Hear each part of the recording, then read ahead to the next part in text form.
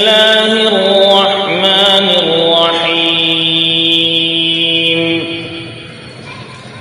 إذا زلزلت الأرض زلزالها وأخرجت الأرض أثقالها وقال الإنسان ما لها يومئذ تحدث أخبارها بأن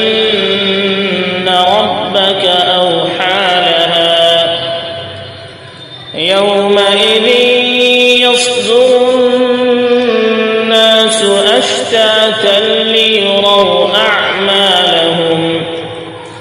فمن يعمل مثقال ذرة